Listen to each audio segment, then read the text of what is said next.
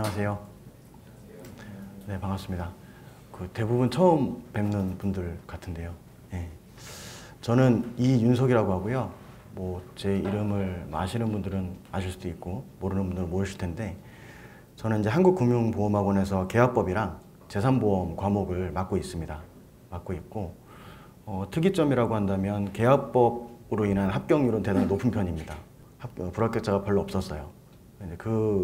이 내용인즉슨, 우선 여러분들이 1차 시험과 2차 시험을 공부하는 데 있어서 솔직히 제 주관적으로 봤을 때는요, 제일 억울한 케이스가 점수 많이 받고 합격하시는 분들. 제일 억울한 케이스죠. 사실 시험은 딱 간당간당하게 넘어갈 때 그 쾌감이 제일 좋거든요.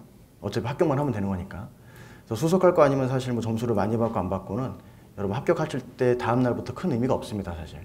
어떻게든 합격만 하면 되는 거예요. 그럼 여러분들이 이제 어떤 과목에 주안점을 둬야 되고 어떤 과목에 주안점을 두지 말아야 되는지, 즉 복병을 조심하셔야 됩니다. 제 친구 같은 경우에요, 이제 올해 합격했어요. 그리고 작년에 합격한 친구도 한 명 있었는데, 그 친구들 시험을 3번씩 봤습니다. 봤는데 항상 똑같았어요. 평균으로 따지면은 합격자가 아니라 거의 수석권이에요. 근데 항상 그 친구들은 책임 문제가 39점, 39점. 나머지 한 명은 자동차 보험이 39점, 39점. 이렇게 나왔었어요. 그럼 평균이 아무리 높으면 뭐합니까? 필요가 없다라는 거죠. 차라리 제 다른 지인인 평균 50점씩 받았던 사람이 합격하고 도 해피했던 그런 결과를 보고 제가 느꼈던 건데, 어쨌든 여러분들 1점이 남든 0.1점이 남든 10점이 남든 합격만 하면 되는 겁니다, 이 시험은. 그러면 제가 1차부터 말씀을 드린다면, 여러분들이 1차에서 발목을 잡을 수 있는 과목은 단연 보험계약법입니다. 보험계약법. 왜 그러냐면요, 이유는 간단하죠. 손사이론은요, 1차 시험으로 들어온 지 얼마 안 됐습니다. 얼마 안 됐기 때문에 낼 문제가 많아요. 원래 2차 과목이었어요, 손사이론이. 1차로 들어오면서 낼 문제가 많습니다, 아직까지. 난이도가 높아질 필요가 없어요. 보험업법이요, 오래됐지만은 매년 바뀝니다.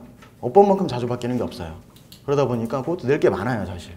낼 게 많기 때문에 난이도로 하면 그냥 업법은 단순함기 정도 수준입니다.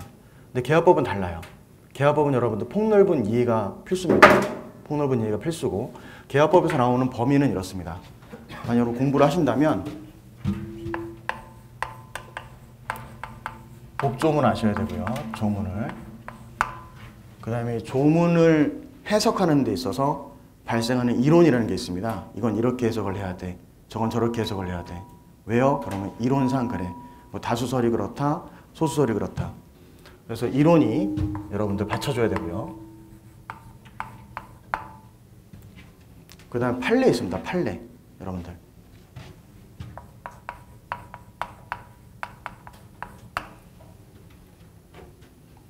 이렇게 구분할 수 있는데, 법조문하고 여러분 이론은요, 그 해의 보험계약법 시험이 쉽게 나왔다. 쉽게 나왔으면은 여기까지 나온 거예요. 법조문하고 이론에서 끝냈으면은 그 시험, 그 해의 보험계약법 시험 난이도는 낮습니다. 쉬운 편이에요. 그리고 올해 쉬웠고 작년에 쉬웠어요. 네, 문제가 쉬웠거든요. 근데 어렵게 나와버리면 이게 나와버리죠. 우리 보험계약법이 사지선다입니다. 사지선다. 네, 사지선다인데요. 보기 1번, 2번, 3번, 4번을 다 판례로 때려버려요. 문제는 짧아요. 다음 중 틀린 것은 1번 판례, 2번 판례, 3번 판례, 4번 판례. 네, 그렇게 나온 해가 꽤 있었습니다. 그렇게 나와버리면은요, 1차 보험계약법에서 다 떨어지는 거예요. 꽉 나와가지고. 제가 이 시험을 2004년 그때 이제 1차 시험 처음 봤었는데요. 그때가 그렇게 나왔었어요. 그래서 그때 3,000명 시험 봐가지고 1차에서 500명 합격했어요. 1차에서. 요즘에 그런 합격률이 없을 거예요. 그 정도로 꼬아버리면 계약법에서 다 꽈락이 나버려요. 그래서 저는 항상 이 계약법이라고 하는 과목은 어렵게 공부하셔야 돼요. 어렵게라고 해서 여러분들 공부할 때 처음부터 어렵게 접근하시는 얘기가 아니고요. 법조문이라든가 이론을 습득하시고 나면 판례를 좀 많이 보셔야 돼요. 판례를 많이 보셔야 되고, 법조문은 계약법이 있다고 해서 상법 제4편만 얘기하는 건 아닙니다. 있고, 민법도 들어가고요. 상법, 계약법 외에 상법편도 들어갑니다. 그럼 이걸 다 봐야 되느냐 하면 또 그건 아니거든요. 그래서 이 민법과 상법을 여러분들이 나올 수 있으니까 다 봐야지 이건 아니고요. 요거는 기출문제 안에 답이 있습니다. 기출문제. 기출문제 범위에서 보시면 됩니다. 보시면 되고 이론적인 부분이야 뭐 모든 책들에서 잘 나와 있으니까 여기에 대한 이론을 이해하시는 건 뭐 어느 학원 수업을 들으시든지 간에 큰 어려움이 없을 겁니다. 없고 판례 있습니다. 근데 판례는요, 여러분들 기본 강의 하실 때부터 판례 붙잡고 들어가시면 굉장히 어려워집니다. 판례는 나중에 그 1차 문제풀이 하실 때 그 판례 위주로 이제 문제를 많이 풀어보시는 게 좋습니다. 예. 그래서 계약법 어차피 객관식이기 때문에 여러분들이 달달달달달달 외우고 들어가실 필요는 없고요. 조문을 읽었을 때 아 이게 맞다 틀리다라고 올 정도, 느낌이 올 정도의 암기 수준이면 됩니다. 예, 2차가 아니기 때문에. 그렇다면은 판례도 그렇고 법조문도 그렇고 이 두 개는 눈으로도 많이 익혀야 돼요. 눈으로. 많이 익혀야 되고 저는 항상 말씀드리는데 계약법은요. 제가 공부하는 분들 이렇게 시험을 뭐 여러 개 보다 보니까 제가 보험 관련한 시험을 많이 봤습니다. 자격증 시험 많이 봤고 그래서 웬만한 시험 자격증을 갖고 있는데 옆에서 이제 객관식 시험에 대해서 공부하시는 분들을 많이 봤어요. 보면은 이런 분들이 있어요. 법 과목을 갖다가 문제은행식으로 보험계약법 특히 문제은행식으로 문제만 막 내가 첫 문제 풀고 들어가야지 이렇게 하시는 분들이 있거든요. 난이도 조금만 어렵게 나오면요 100% 떨어집니다. 문제은행식으로 하면. 그래서 법조문이 껴있는 과목들은요 반드시 제가 항상 말씀드리는데 638조부터 682조까지 보험자 대위죠. 대위편까지는 얘를 반드시 암기하고 들어가셔야 됩니다. 암기하고. 계약법은 무조건 638조부터 682조까지는 무조건 암기입니다. 그리고 그 범위 내에서요. 보험계약법 시험 전체로 놓고 봤을 때 한 40에서 50%가 그 안에서 나옵니다. 문제가. 나오고 나머지 이제 뭐 손해보험편, 임보험편에서 나오기 때문에 정말 중요합니다. 그래서 거기까지는 계약법은 무조건 암기하셔라. 네.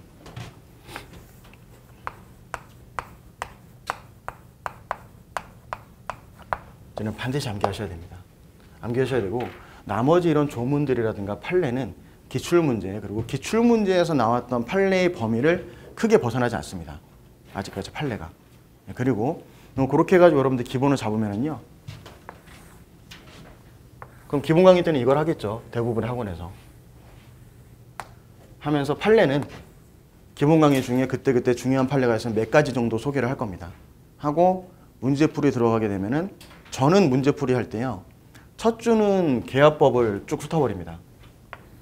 한 100문제 정도 만들어가지고 가로 넣기, 기간 맞추기 이런 걸로 쭉 가요. 100문제 정도 맞추고 두 번째 주에는 이제 법조문하고 이론을 갑니다. 그래서 뭐 저는 솔직히 한 주에 40문제씩 해가지고 이렇게 안 합니다. 저는 최대한 뭐 8, 90문제 아니면 되면 100문제까지 문제를 많이 하는 편이거든요. 그리고 한 3, 4주차 넘어가면은 문제 수는 줄어드는데 판례 위주로 갑니다. 저는 좀 이게 체계적이라고 생각을 하기 때문에 문제풀이 할 때에도 그런 식으로 진행을 하고 있습니다. 근데 이제 판례가 좀 많이 들어가니까 대부분 이제 뭐 저한테 메일 온 거 보면은 이렇게 어렵게 했냐 시험은 쉬웠는데 말씀하신 경우 있는데 시험이 쉽게 나와서 붙는 건 다행이죠. 근데 어렵게 나와가지고 준비 안 했다가 떨어지게 되면은 이거 1년 기다려야 되잖아요. 1년. 1년이면 한 살을 더 먹는 겁니다, 여러분. 완전 다른 얘기거든요. 그래서 1차에서는 계약법이 복병이다. 그러므로 여러분들 계약법을 반드시 꼼꼼하게 준비하셔야 됩니다. 그다음에 손사이론이라든가 보험업법은 또 다른 강사님들이 계시니까 그분들 말씀에 따라가지고 공부를 하시면 될 것 같네요. 그래서 그렇게 해서 계약법만 여러분들이 합격하시면은요. 어렵게 나왔을 때 보통 한 50점 정도? 쉽게 나오면은 이렇게 공부하면 90점 이상 나옵니다. 네. 작년, 재작년 때 제가 수업하고 나서 점수 피드백 받아봤는데 90점, 92.5, 95점 이렇게 매일 받았거든요. 그러니까 뭐 제가 가르쳐 드렸던 게 크게 뭐 도움이 안 됐다고 볼 수는 없겠구나 라는 생각이 들었습니다. 그래서 어쨌든 어렵게 공부를 하시고 해야 된다. 물론 계약법 끝났다고 해서 끝나는 건 아니죠. 바로 다음날부터 또 2차 준비를 하셔야 되기 때문에 그렇지만은 어쨌든 계약법 굉장히 중요합니다. 1차에서 복병이다 라는 거고요. 그리고 계약법을 공부 준비하는 시기에 대해서 좀 말씀을 드리고 마실까 하는데요. 계약법은 일단 기초적으로 법조문과 이론이 뒷받침돼야 되기 때문에 시간을 좀 오래 잡으셔야 됩니다. 그래서 11월 달, 12월 달이 적당하고요. 그때 이제 기본 이론 보면서 그때 강의를 듣고 아, 이게 어떤 내용인지, 책에 있는 이 용어가 어떤 의미인지를 뭐 최고 검색의 항변권이 나왔다 그러면 그게 어떤 의미인지에 대해서 이해하고 그런 시간들을 갖게 됩니다. 11월 달, 12월 달은. 그리고 1월 달하고 2월 달, 3월 달까지는 이제 서서히 이제 그 이해했던 책 내용을 기준으로 여러 번 읽어보시면서 문제풀이를 통해 가지고 이제 좀 더 실력을 끌어올리시면 되고요. 그 제 책 같은 경우에는 좀 얇은 편입니다. 계약법 책이. 처음부터 컨셉을 좀 얇게 하려고 했어요. 왜냐하면 너무 두껍게 하면 저도 공부할 때 좀 질렸었거든요. 너무 두꺼우면. 이거 언제 다 보나 싶기도 하고. 대신 저는 기출문제를 넣었습니다. 그러니까 좀 구할 수 있는 기출문제는 계약법권에 다 넣었기 때문에 그 기출문제만 아마 풀어보셔도 시험 합격하는데 웬만한 난이도라면 큰 문제가 없을 겁니다. 판례도 그 안에서 돌고 돌기 때문에. 그래서 일단 이론 들으시고 그 책 안에 있는 기출문제 풀어보시면서 서서히 끌어올리시다가 문제풀이반 때 판례까지 해가지고 마무리 지으면 제가 볼 때 계약법은 뭐 떨어질 일은 절대 없다라는 말씀을 드리고 싶네요. 제가 드릴 말씀은 여기까지고요. 혹시 계약법 관련해서 궁금하신 점 있으십니까? 네. 항상 없었어요. 네, 이해해요. 네. 다 예상하고 이제 말씀드린 거 혹시 질문으로 들어오면 어떡하나 다 당황했었는데 여기까지 계약법 마치도록 하고 조금만 있다가요. 제가 재산보험을 바로 설명을 드려야 되기 때문에 재산보험 PPT를 좀 봐야 되거든요. 그래서 보면서 설명드리도록 하겠습니다. 네. 네. 그 3보험 이어서 설명드리도록 하겠습니다. 3보험은 이제 2차 과목이고요. 여러분들이 보통 이 답안지를 8절지보다 조금 작은 답안지를 받으시게 됩니다. 그리고 그 답안지 안에는 27줄이 있습니다. 여러분들이 답안지를 쓸 수 있는 줄이 있고요. 연습지를 나눠줍니다. 모든 과목에 대해서 2차 네 과목 보실 때 그러면 이제 연습지는 A4 용지 크기고요. 그 다음에 답안지는 A4 용지보다 크고 8절지보다 작은 그 용지에다가 아주 얇은 용지고 앞면만 씁니다. 뒷면은 없습니다. 그래서 27줄 안에 여러분들이 쓰셔야 되는데 10바닥을 줍니다. 10바닥을 주고 과목별로 거기에 대해서 여러분들이 아는 내용을 성실히 쓰시면 되고 답안지가 모자란다? 그럼 더 쓰시면 됩니다. 더 달라고 해서. 하지만 저는 제 주변에서 답안지를 더 달라고 해서 합격하시는 분들은 못 봤습니다. 예. 많이 쓰는 게 의미가 없는 시험입니다. 많이 쓴다고 좋은 게 아니고 핵심적인 내용만 쓰시면 됩니다. 그래서 뭐 재산보험 같은 경우에는요, 그 합격을 했던 친구 중에서 이런 친구도 있었어요. 세 문제를 못 썼습니다. 재산보험에서 세 문제를 못 썼어요. 예. 10점짜리 세 문제를 못 썼어요. 굉장히 타격이 크죠. 근데 나머지는 그래도 썼어요. 썼으니까 뭐 써봤자 한 5바닥 정도? 5바닥 반 정도 나왔어요. 근데 3보험이 한 48점 정도 나왔어요. 다른 과목에서 잘해버리니까 합격이 뜨더라고요. 네. 그래서 분량이 중요한 건 아닙니다. 그러면은 나머지 과목 시험 점수 잘 나온 과목, 제 친구 중에 재산보험 정말 잘 나온 보험사 친구가 있었는데 걔가 물어보니까 재산보험 시험 89점 나왔더라고요. 2차에서. 굉장히 잘 나온 거거든요. 그래서 얼마나 썼니? 라고 물어봤더니 7바닥 좀 안 되게 썼대요. 7바닥 좀 안 되게 썼대요. 자동차 보험도 그렇고 시험 잘 봤다는 분들 전 분량을 꼭 물어봤어요. 물어봤었고 제가 알고 있는 내용이 맞는지 확인을 해보기 위해서 저 역시 한번 떨어져 봤었고 그때 뭐 답안지 더 주세요 해가지고 막 13바닥 쓰고 뭐 나오면서 막 이렇게 나왔었거든요. 점수 더 안 나옵니다. 예. 그러니까 여러분들 쓸 말이 많다는 것은 정리가 안 되어 있다는 거거든요. 예. 딱 그 많이 쓰는 수준은요, 합격자권에서 멀어져 가지고 그 밑에 그 합격 대기권층이라고 보시면 돼요. 예, 합격자들을 이제 다투는 그 정도 수준이면은요, 답안지 분량은 좀 줄어들어 있어요. 다. 얼마나 핵심적인 내용을 깔끔하게 적느냐에 따라서 점수가 이제 차이가 나는 거예요. 그래서 처음엔 여러분들이 암기하실 게 많은 과목일수록 처음에 자꾸 쓰려고 그러면은 쓸 게 엄청 많을 거예요. 뭐 10점짜리 안에 약수라고 그러는데 써보면 2바닥씩 나옵니다. 뿌듯하죠, 보는 거예요. 뿌듯해요. 근데 그때가 가장 위험할 때다. 거기서 줄여나가야 된다. 줄여나가야 된다는 것이고, 저 역시 이제 뭐 시험, 서술형 시험도 많이 봤던 사람 입장에서 암기를 한다는 게 얼마나 짜증나고 좀 어려운 일인지 알고 있습니다. 그래서 저는 제가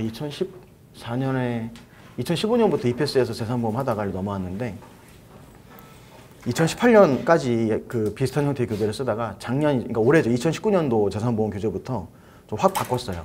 많은 고민을 좀 해가지고 확 바꿨는데, 첫 번째로 저는 사실 이 현업을 하면서 공부를 하고 강사를 하다 보니까 처음에 접하시는 분들이 뭘 어려워하는지를 캐치를 못했다라는 생각이 들었었어요. 처음에 이제 제 친구가 아주 많은 도움이 됐었는데 그 친구 아무것도 모르는 친구였거든요. 기계만 만지다가 처음에 이 시험 준비한다 그래가지고 저한테 막 질문을 하는데 이런 걸 질문하나 처음에는? 근데 곰곰이 생각해보니까 처음 접근하는 사람 입장에서는 충분히 그럴 수 있겠다 라는 생각이 들어서 제가 2019년부터 교재를 바꿨거든요. 형태를 바꿔가지고 기초부터 좀 시작되는 형태로 바꿨고요. 뭐 교재의 형태를 먼저 논하기 전에 재산보험의 트렌드는 예전에는 이제 뭐 큰 문제 20점짜리 5개 또는 뭐 10점, 15점, 20점 합쳐가지고 6문제 이렇게 냈었는데 요즘에는 문제를 잘게 쪼개서 내는 게 거의 굳어졌습니다. 뭐 4점짜리, 6점짜리, 작년에는 뭐 14점도 줬더라고요. 15점도 아니고 14점, 6점 뭐 이런 식으로 문제를 잘게서 쪼개가지고 주고 있고 큰 문제를 5문제 주면은 그 안에 5점짜리 3개, 뭐 5점, 5점, 10점 이런 식으로 해가지고 맞춰서 쪼개서 주고 있어요. 그리고 여러분들이 공부할 때 가장 재산보험 암기 과목일수록 약술령 되게 궁금해 하실 텐데요. 올해도 그렇고 작년에도 그렇고 약술령 비중이 100점 만점에 30점 정도입니다. 30점. 정확히 2019년도 28점 나왔어요. 배점이 28점. 6점짜리 3개, 그 다음에 5점, 5점 2개 이렇게 그랬을 거예요. 정확히 28점 나왔어요. 약술령이 여러분들 생각하시는 것처럼 많은 비중을 차지하잖아요. 그래서 막 나중에 3보험 보시면 특약 외우고 이렇게 하시는데 기출됐던 문제들 보시면은요, 특약에서 그렇게 많이 기출된 적도 많이 없습니다. 특약을 쓰시오도. 사실 점점 가면 갈수록 표준약관 안에서 놀고 있어요. 약술 내는 게. 표준가 쓰시오. 부활 조항에 있어서 부활 조항을 준용하는 경우로 쓰시오. 2015년도에 나왔었고 2019년에 또 나왔습니다. 예. 같은 조항, 같은 답을 쓰는 게. 예. 분명히 출제위원으로서는 분명히 지탄받아야 될 일이죠. 서술형 시험에서 똑같은 문제를 2번 낸다는 거는. 하지만 그럼에도 뭐 냈어요. 냈는데 어떡할 거예요? 예. 그거 따지실 겁니까? 의미 없잖아요. 예. 우리는 합격만 하고 진행하면 되는 사람들이니까. 그래서 제가 내린 결론은 재산보험은 기존에 제가 문제를 낼 때는 기존에 냈던 문제는 다 배제를 시키고 냈었는데 문제 나는 추세를 보니까 점점 그러면 안 되겠다라는 거 하나를 느꼈고요. 두 번째는 이제 올해가 시험에 참 많은 변곡이 있었죠. 보니까 자살과 자사를 구분해 가지고 이거를 답을 내는 문제가 났었습니다. 그래서 자살과 자사가 이제 좀 생소하실 텐데 자살은 본인이 죽어야 되겠다는 어떤 마음가짐을 먹고 스스로 목을 매든 뛰어내리든 이렇게 하는 거죠. 스스로 목숨을 끊는 걸 자살이라고 그러고요. 자사는 자살의 형태지만은 자살에 이르기까지의 동기라든가 어떤 배경이 정상적인 인지 능력을 가질 수 없는 상태, 즉 자유로운 의사결정이 불가능한 상태에서 본인을 해친 경우를 자사라고 합니다. 일례로 우리 한번 분위기가 너무 경직돼 있으니까 우리 커플이 있어요. 결혼 전에 커플이 있는데 여자친구가 오빠 우리 집에 놀러와 이렇게 얘기했어요. 놀러 갔어요. 라면을 먹을까? 라면 끓이고 있는데 여자친구 부모님이 들이닥쳤어요. 놀래가지고 근데 23살짜리 남자라고 가정하고 어떤 남자가 팬티바람으로 있는데 여자친구 부모님이 들어왔을 때 안녕하십니까? 저는 누구 친구, 남자친구 누구로 합니다. 오해는 마십시오. 제가 땀이 많아서 바지를 벗고 있었을 뿐이지 별다른 행동을 하고 있었던 건 아닙니다. 아무도 없잖아요. 그래서 그 친구 어떻게 했냐면요. 실제 3층에서 뛰어내렸어요. 베란다 밖으로. 실제 제가 처리했던 사건이에요. 했던 사건이었는데 꽤 됐죠. 한 7년 됐어요. 근데 보험사에서 맨 처음 나와가지고 조사하는 분이 이거 고의 아니냐 이렇게 얘기를 했었어요. 우리 여러분들 생각할 때 고의 같으세요 이게? 뭐 좀 갸우뚱하지 않으세요? 그걸 고의라고 과연 볼 수 있을까? 왜냐면 본인이 다치려는 마음가짐을 먹고 뛰어내렸던 건 아니잖아요. 그냥 너무 경황이 없고 그러다 보니까. 그러면 여러 가지 상황들이 있을 수가 있겠죠. 부부싸움을 격하게 하다가 모욕감을 심하게 느껴가지고 획 돌아가지고 뛰어내릴 수도 있고. 네, 그런 형태로 이제 스스로 본인을 해쳤을 경우 우리는 자사라고 합니다. 자사. 그러면 자살과 자사는 보험회사에서 사망보험금을 주는 책임이 달라집니다. 근데 그건 사실 이슈가 여러 번 됐었던 사건이었지만은 그걸 논하기 위해서는 사실 많은 문제점들이 있고 채점하는 과정에서도 많은 문제점들이 있을 수가 있어요. 그럼에도 불구하고 냈어요.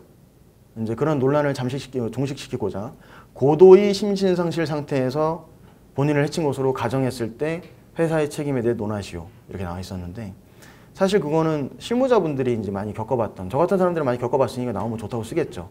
학생분들 입장에서는 생소하거든요. 사실 책에서나 듣고 수업 시간에 몇 번 듣고 넘어갔던 내용들이기 때문에 쓰기가 어렵다는 거예요. 사실. 그럼 사실상 실무자들 위주로 많이 기울어져 있다는 거죠. 시험 자체가. 네, 그래서 제가 그 얘기에 대해서 한번 강사분들끼리 모여있는 자리에서 얘기한 적이 있었어요. 너무하는 거 아니냐. 한 분이 그렇게 얘기하더라고요. 그러니까 과목 이름이 재산보험 실무죠. 이론미 실무죠. 네. 뭐 실무 안 낼 것 같으면 실무란 얘기 못 붙이면 왜 붙이겠습니까?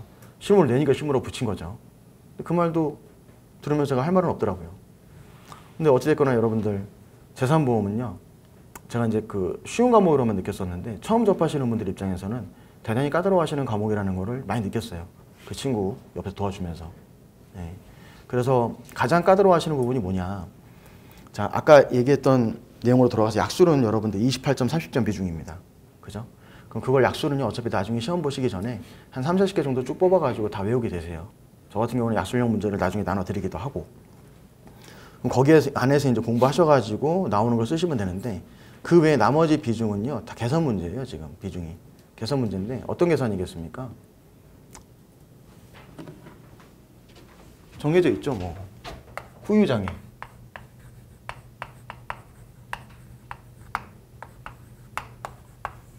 실손. 국내 실손. 해외 실손. 노후 실손. 유병자 실손.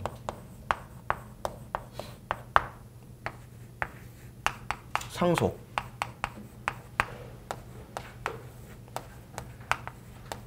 암 진단비.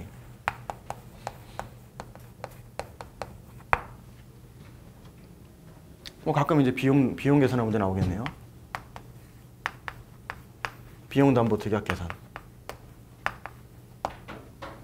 뭐 이 정도 선입니다. 계산은 대부분. 이 안에서 돌고 돌죠. 예. 근데 여기서 이제 뭐가 씌워지죠? 여기서 통지 의무 위반이 있었냐, 고지 의무 위반이 있었냐를 씌워가지고 책임부터 면부책부터 논한 다음에 그 다음에 부책일 경우에는 어떻게 보험금을 지급할 것인지에 대해서 결정하셔야 되는 거죠. 그렇게 이제 됩니다. 씌워지는 게. 그래서 문제의 형태들은 대부분 이 안에서 돌고 도는 거예요. 보면. 그러면은 요거하고 약술하고 가끔 이제 튀는 게 올해 나왔던 것처럼 자살과 자사 또는 뇌출혈 사망사고를 접보했을 때 손해사정서로서 사고 시 주의할 점 이런 것도 쓰시오. 이런 것들이 가끔 튀는 문제로 나오죠. 네. 그럼 여러분들 약술은 어차피 그냥 읽어보고 이해하면 되는데요. 이 계산을 대부분 특히 후유장애나 실손 요거를 좀 많이 어려워하시더라고요. 근데 후유장애는 사실 외울 게 많아요. 외울 게 많아요. 근데 문제 형태를 보면 죄송하지만 후유장애는 문제 형태가 두 가지입니다. 하나는 장애 진단서가 나와요. 장애 진단서 안에 장애 지급률이 쭉 나와요. 김개똥, 뭐하다 다쳤다, 장애 몇 프로 나왔다, 어디 다쳤다 나와 있어요. 그리고 밑에서 장애 지급률 계산하고 문제 푸는 거 나와요. 근데 하필 또 보니까 가입할 때는 학생이었는데 사고 당시에는 현장 근로자였다. 요율 주고 삭감할 거냐 말 거냐 결정하고 그러면 잡아가지고 쓰면 되는 거거든요. 그러면 이 장애 진단서 형태를 보는 거 그리고 두 번째 형태는 장애 진단서 없이 그냥 장애 기준만 쭉 써줘요. 그리고 지급률 여러분들이 알아서 맞춰가지고 계산을 해주셔야 되는 거예요. 그럼 둘 중에 하나예요. 형태가 큰 형태가. 그러면은 그 밑에서 세부 형태 후유장애 지급률을 맞추는 형태를 보면은요. 어떤 애는 아예 지급률 자체를 안 적어놨어요. 안 적어놓고 뭐 한 다리에 3대 관절 중 한 관절의 기능에 뚜렷한 장애를 남겼을 때에 해당. 이렇게 나와 있어요. 또는 각도로 아예 줘놨어요. 100도에 50도 측정된. 그럼 이게 지급률상 몇 프로에 해당되느냐. 이것까지 잡아가지고 여러분들 푸셔야 되는 거예요. 네. 근데 올해는 어떻게 나왔죠? 올해는 그렇게까지는 안 나오고 표를 줬죠. 흉복부 장기에 약간의 장애, 뚜렷한 장애, 심한 장애 해가지고 지급률까지는 줬습니다. 그럼 지급률이 이 위에 있는 장애 진단 내용 중에서 어디에 해당되는지만 맞추면 되는 거예요. 근데 어렵게 나오면은 그 밑에 거 박스를 빼버립니다. 그냥 상태만 주고 이게 몇 프로에 해당되는지를 알아서 체크해서 적어야 돼요. 후유장애는 항상 그 둘 중에 하나의 유형이에요. 보면은. 그럼 그렇다고 해서 아 내가 올해 시험 볼 때는 장애 지급률이 예시로 나와 있는 박스가 있겠지? 이 중에서 맞추면 되겠지라고 아무도 단정할 수가 없어요. 그거 박스 없이 나오는 해도 있으니까. 그래서 결국 장애 지급률은 아셔야 돼요. 예. 이게 몇 프로에 해당되는 알고 들어가셔야 돼요. 그러면 사실 암기가 중요하겠죠.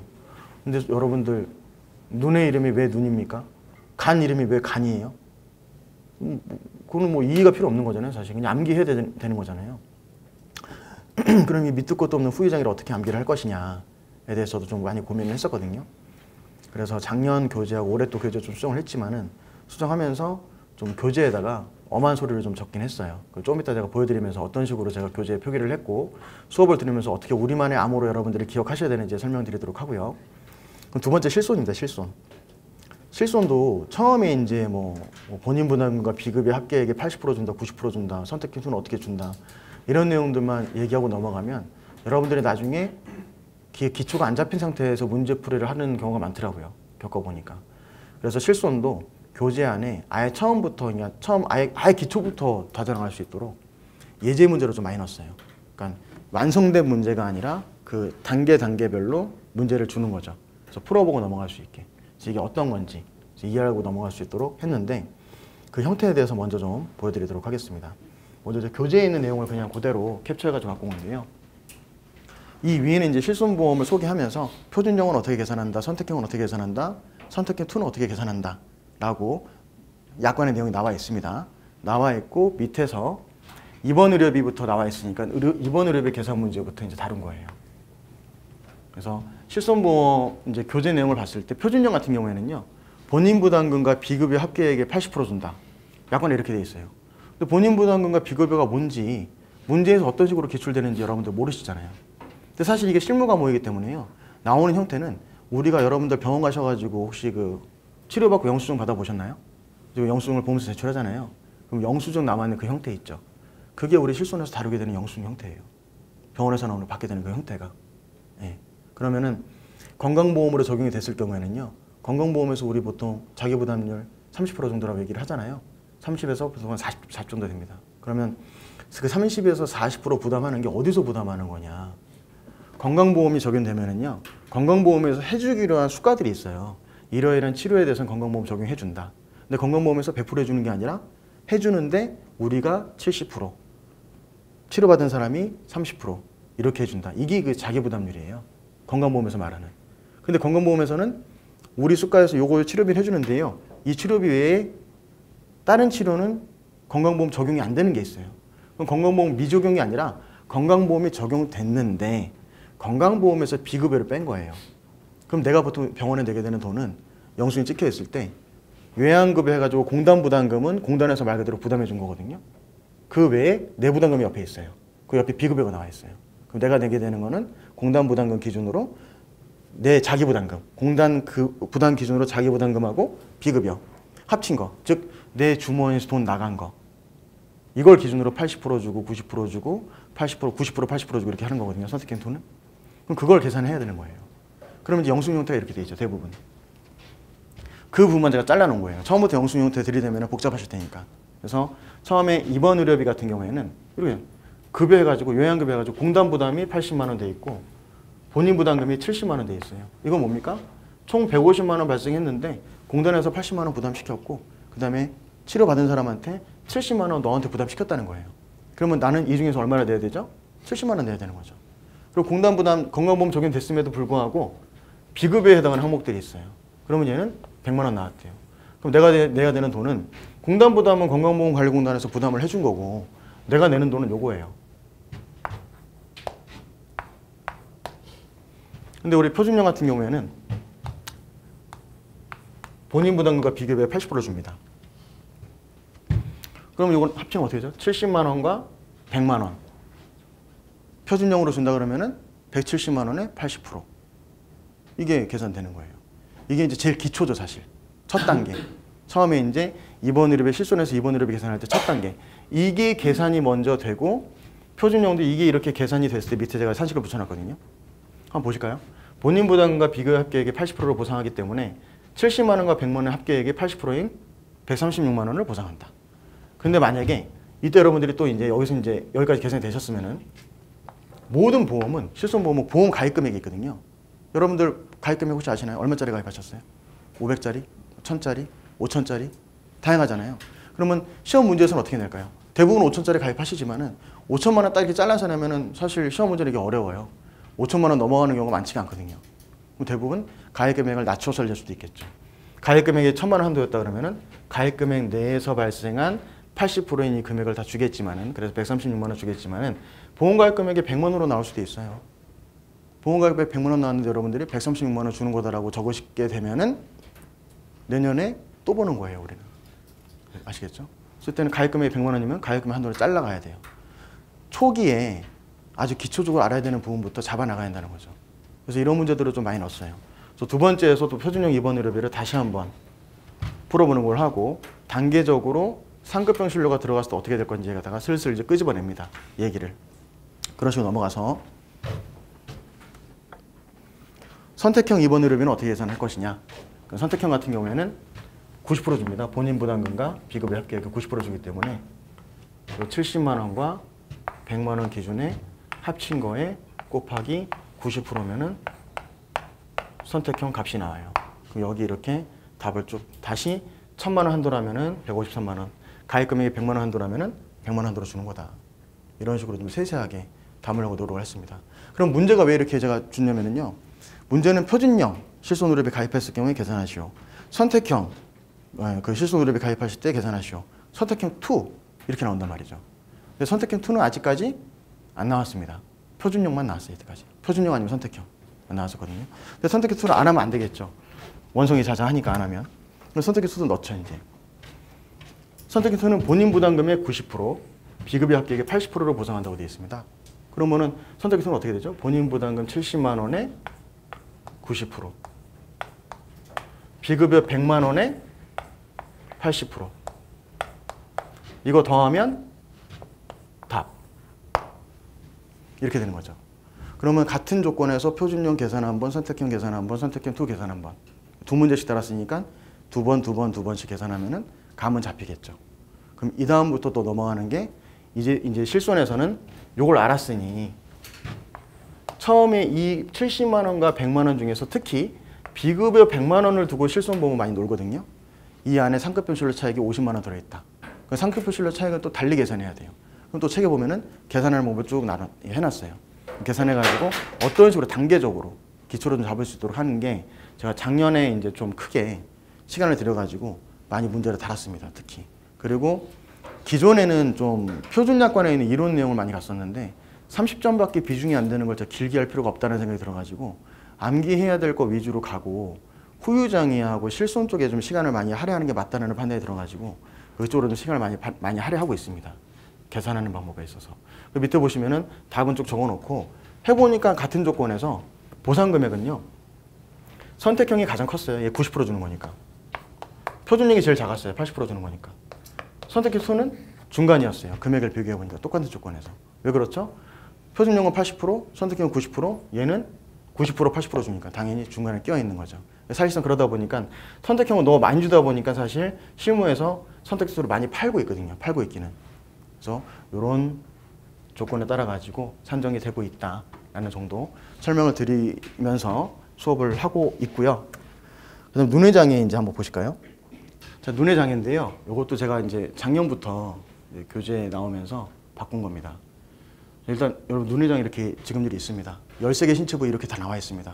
죄송하지만 다 아셔야 됩니다. 딸딸은 못 외우신다 하더라도 이게 몇 프로 지급률에 해당되는 거다라는 정도를 아셔야 됩니다. 자, 그러면 이걸 붙잡고 그냥 1번부터 10번까지 드립다 외우실 겁니까? 불가능합니다. 이렇게는.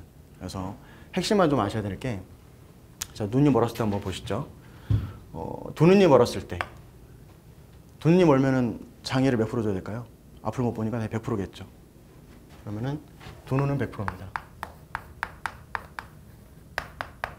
한 눈은요?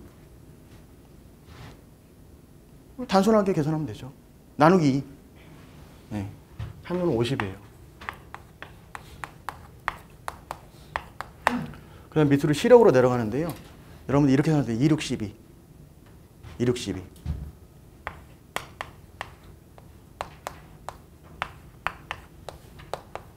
2, 6, 12. 외우시면 돼요. 나와 있죠.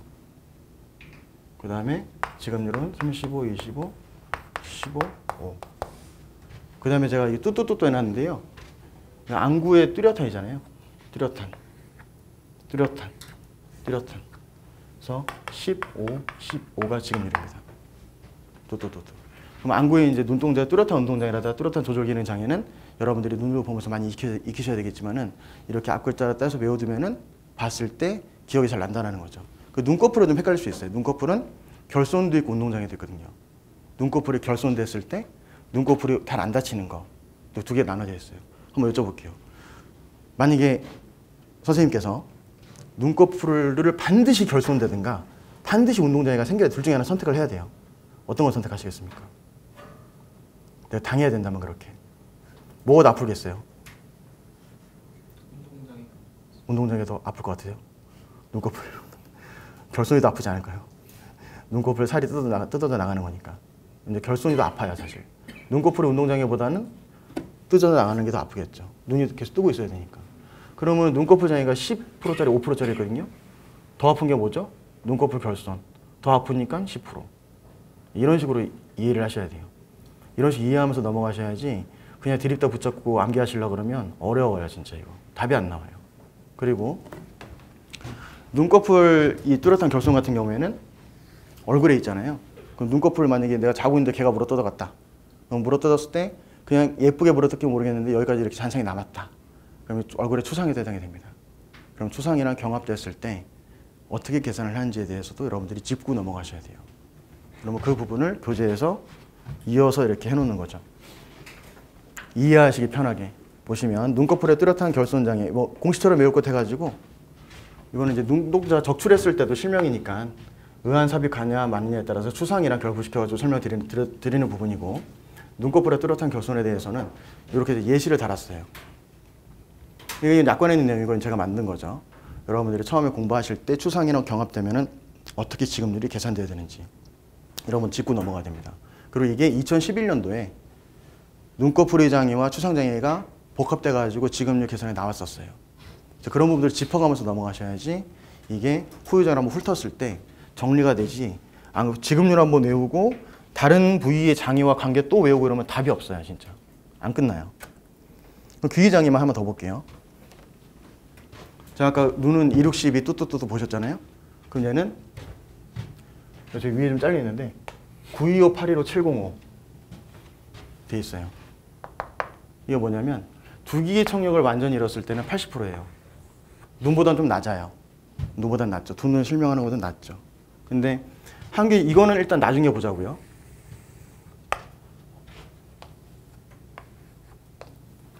귀는 청력 아니면 결손이잖아요. 그럼 청력만 봤을 때 완925, 신815, 약7호 925, 815, 705예요. 왜 이렇게 표현했냐면 완전히 잃었을 때는요. 청력은 데시벨로 표현합니다. 청력을 갖는지 안 갖는지. 단위가 데시벨이에요. 데시벨이 뭐냐면 데시벨이 심하다는 뭐죠? 소음이 심하다는 거잖아요. 데시벨이 높을수록 그 정도 데시벨이 됐을 때 들린다. 그만큼 안 좋다는 거예요.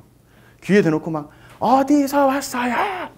나가서 술 한잔 할래요? 이렇게 해야지만 들리는 정도라면은 청력이 그만큼 안 좋다는 거죠. 목소리가 커야 들리는 거니까. 그러면 완구이호는 뭐냐면요. 이게 90데시벨 이상일 때 완전히 잃었을 때 지급률 25%. 심한 장애는요. 80데시벨 이상일 때 15%.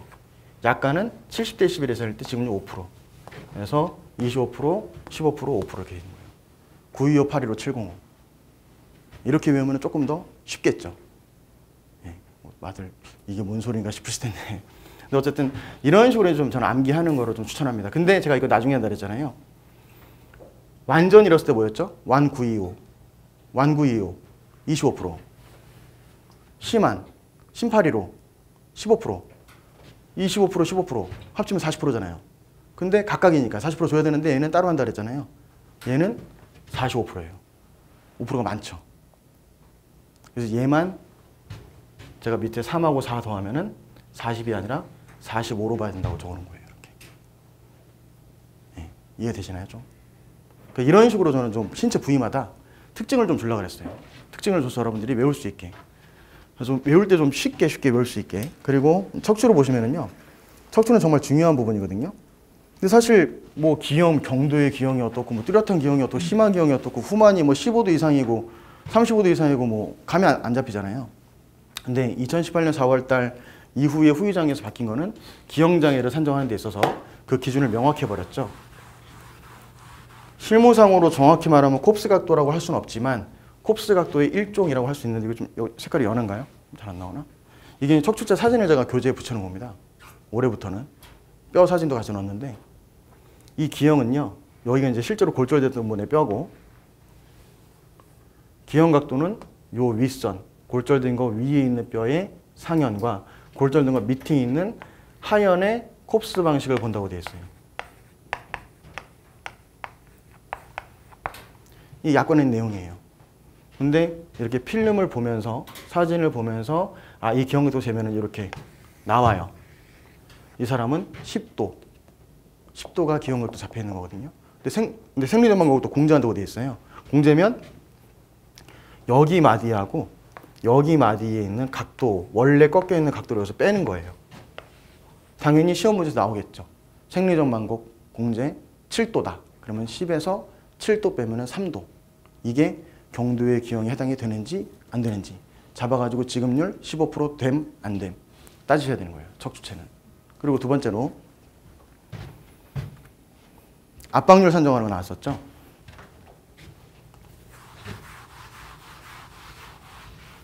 약관에서 이렇게 나와 있습니다. 골절된 척추체 기준으로 위의 전면과 아래의 전면을 합쳐가지고 나누기 2를 한 다음에 그 나누기 2한 거에서 눌린 것만큼을 잰다. 말이 어렵잖아요. 그래서 이렇게 좀 다뤄놓은 거예요. 그리고 실제로 이분이 실제로 골절됐던 부분인데 이렇게 하면 29mm, 밑에 31mm 안 다친 거 합쳐서 나누기 2하면 평균 나오겠죠? 근데 25mm 남았죠? 나누면은 압박률 나오겠죠. 이렇게 계산되는 거라는 걸 조금 좀 보기 편하게 하기 위해서 해놨고요. 예시 같은 것도 다 이렇게 만들어 놓은 겁니다. 그래서 경추 한 개 골절되고 압박률이 30%면 이렇게 되면 어떻게 계산되는지, 그리고 2개 이상 합산됐을 때는요 964, 64이거든요. 그래서 그런 부분들 좀 암기하기 편하게 해가지고 정리를 좀 교재에서 해놓고 실제로 수업 시간에 좀 자세하게 설명을 드리면서 나오고 있습니다. 그렇게 해서 이제 후유장애 쪽까지 같이 좀 훑어드리고 있는데요. 여러분들이 뭐 여기 학원에서 공부를 하실 수도 있고 다른 학원 갈 수도 있는데요. 산보험에서 후유장애가 중요하지 않다? 그거는 정말 말이 안 되는 소리입니다. 실손이 중요하지 않다? 말이 안 되는 소리입니다. 올해는 배점이 작았는데요. 배점 작을 수도 있겠죠. 과연 내년에도 배점이 작을까요? 2018년 4월 달에 바뀌었는데. 그래서 후유장애하고 실손은요. 항상 여러분들 준비하셔야 되는 부분이고, 그 다음에 앞으로 실손에서는 2020년까지는 모르겠지만 앞으로 노후나 유병자 보험에 대한 실손 의료 상품이 있습니다. 뉴스 보셨는지 모르겠는데 지금 유병자 보험 판매 연령이 25세까지 내려왔어요. 불과 뭐 옛날에 뭐 60세 엊그저께 같았는데 지금 25세까지 내려왔어요. 성장률이 20% 넘는데요. 유병자 보험이 지금. 아까 말씀드렸다시피 재산보험 실무 과목이잖아요. 그 유병자 보험의 중요성이 없다라고 볼 수가 없죠. 유병자 보험에 대한 것도 여러분들이 공부를 하셔야 됩니다. 가장 좋은 거는요. 2020년에 반드시 합격하셔가지고 더 이상 공부하는 범위가 안 늘어나도록 하는 게 제일 좋고요. 재산보험은 계속 약관 바뀌고 점점 이게 커지기 때문에 시간 지나면 지날수록 외울 거 더 많아집니다. 그래서 여러분들 공부하신다면 제가 당부 드리겠는데 약수령은 표준약관을 절대 벗어나지 마시고 암기하시는 것. 그 다음에 후유장애 파트너 이쪽은 가급적이면 지급률까지 통으로 암기하시되 본인만 이렇게 편안한 방법에 따라가지고 암기하시는 거. 실손도 처음에 하시는 분들은 기초부터 차근차근 잡아 나가셔야 된다는 거. 그래서 그렇게 꼭 말씀을 좀 드리고 싶네요.